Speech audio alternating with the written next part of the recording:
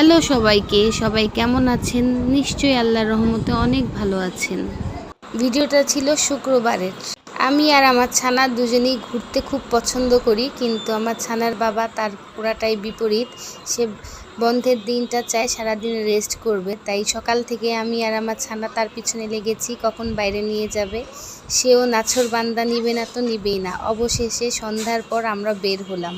Mission successful. যেহেতু আমরা দুজন, তাই আমাদের পাল্লাটাই ভারী বেশি। আর বাইরে যাওয়া মানে আমার ছেলে বার্গার খেতে হবে। আমাদের দুজনের কথা হচ্ছে ঘুরতে নিয়ে যেতে হবে, তা যেখানেই হোক ঘুরতে যাওয়াটাই বড় কথা। আমরা সবাই কম বেশি জানি যে স্ট্রিট ফুড খুবই অস্বাস্থ্যকর, কিন্তু দেখলে লোভ সামলানো দেয়।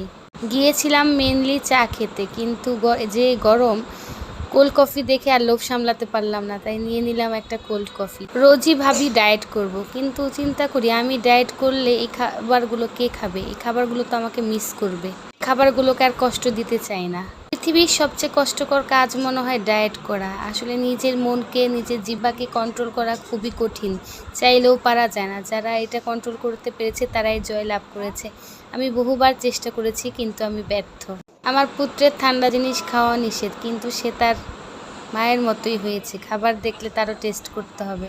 এটা আমি আমার ছেলেকে ভিডিও করছিলাম, এবার আমার ছেলে বলছে দাঁড়াও মা, আম্মাম তোমাকে আমি ভিডিও করে দিচ্ছি। এত গরম ছিল, কিন্তু আমি আর আমার ছেলে রাস্তার মধ্যে খুব আনন্দ করছিলাম। মনে হচ্ছে এরকম জায়গায় এর আগে কখনো ঘুরতে আসি না, কি যে আনন্দ। আমাদের মতো কারা কারা হুদাই ঘুরতে পছন্দ করেন, যা তা যেখানেই হোক ঘোরা লাগবে মানে ঘোরা লাগবে। এই তো আমার বাইকার, সে নাকি তার বাবার জিরো বাইক চালানো শিখে রয়্যাল এনফিল্ড কিনবে এবং সে নাকি আমাকে নিয়ে ঘুরবে। এখানে অনেক ধরনের স্ট্রিট ফুড আছে, তাই আমার এই জায়গাটা অনেক পছন্দ। খাই বা না খাই, দেখতেও ভালো লাগে।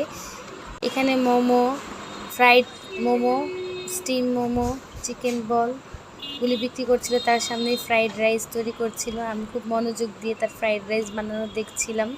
মনে হচ্ছিল এই ফ্রাইড রাইস বানানো দেখাটাও খুব গুরুত্বপূর্ণ একটা কাজ। দেখতেই হবে মানে দেখতেই হবে। আসলে আমার মতো প্রফেশনাল বেকার মানুষদের দ্বারা সব কিছুই সম্ভব। আগে সব খাবার ভালোভাবে দেখে নিচ্ছিলাম, তারপরে ভাবছিলাম কি কি খাওয়া যায়। আমার কাছে মনে হয় খাবার রান্না করাটা যেমন আর্ট, তেমনি খাবার খাওয়াটাও আর্ট। সবাই কিন্তু খাবার খেতে পারে না। মানুষের জন্য কত আয়োজন করে রান্না করে, কিন্তু সবাই খাবারের আসল তৃপ্তি নিতে পারে না। আমাদের আশেপাশে অনেক মানুষই আছে যারা খাবারের টেস্টও বুঝেই না। তাদের প্রধান কাজই হচ্ছে মানুষের খাবারে ভুল ধরা। এই সকল মানুষদের আমি দুই চোখে দেখতে পারি না। খাবার তো খাবারই, ভালো লাগবে না ইগনোর করো, এত কথা বলার কি আছে? যারা খাবারকে মূল্যায়ন করতে পারে না তাদের জীবনে আসলে সফলতা আসে না আমার ধারণা। খাবারের জন্যই সব, তারপরও কেন এত কথা? Stay happy, stay connected. আল্লাহ হাফিজ।